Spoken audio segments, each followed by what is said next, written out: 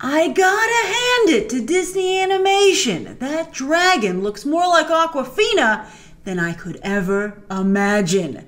And yes, Disney sure is in the Awkwafina business these days. Not only is she the female lead in Shang-Chi, voicing Scuttle in the live-action Little Mermaid, but now it's been announced she's voicing one of the two leads in Disney Animation's Raya and the Last Dragon. And it just gets juicier. In a 1-2 punch to DreamWorks Animation, Disney Animation is muscling in on the How to Train Your Dragon franchise and DreamWorks' upcoming co-production with China animation studio Pearl, which DreamWorks helped set up in their film, of course, Abominable. That's right, here comes Disney Animation's Southeast Asian epic fantasy adventure meets Hong Kong action movie. I like that.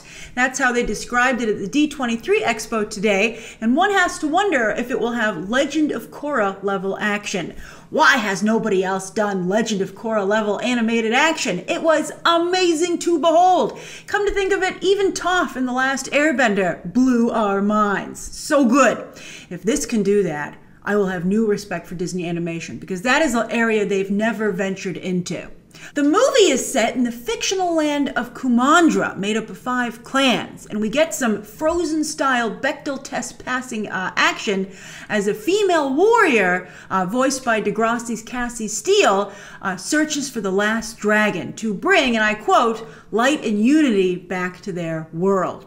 And the hiccup, get it hiccup, is that this dragon, Sisu, is in human form, another woman, and needs the warrior's help to regain her power and turn back into a dragon. I love the style of the dragon, very Southeast Asian, which we've never, I said actually in the last, my review of the last How to Train Your Dragon, considering the popularity of the Chinese, the Asian box office, the Asian Trinity box office, why don't they have more Asian-style dragons in that movie? They literally could go anywhere. They have dragons.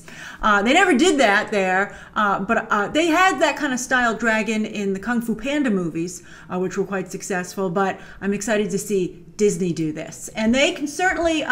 They're building a nice group of things to put in the China Pavilion and all their Asian theme parks with Shang-Chi, Mulan, and now this movie, Raya and the Last Dragon. And of course, the original animated Mulan. Thank you very much. Let's not forget about that. Now let's see here. Crazy Rich Asian screenwriter Adele Kim is scripting for Thanksgiving 2020, which has been a choice release date for Disney Animation and sometimes even Pixar. And Disney has Thanksgiving staked out through 2021. And I imagine they'll call it probably until the end of time. If I were another studio, since they only have it until 2021, why doesn't another studio scoop that up? I'm sure because Disney's like, we're still going to come and plant ourselves down there with an animation juggernaut, so you're just going to have to move. And they probably would have to move.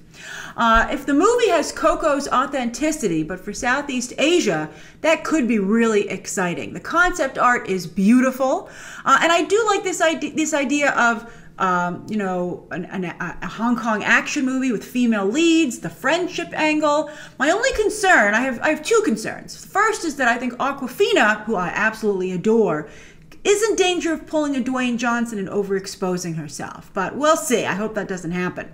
Also, for a division, Disney Animation, so female-friendly that it caused Disney as a company to have to go on a buying spree to get things that appealed to the male demographic.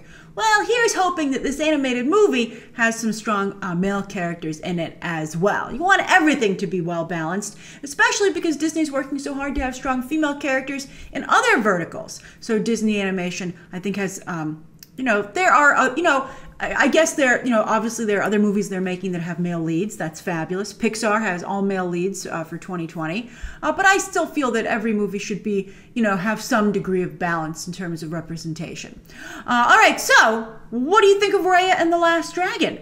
Is it too close to How to Train Your Dragon? Is there room for both? Or are you like, hey, How to Train Your Dragon is over, so let's move on to the next dragon franchise?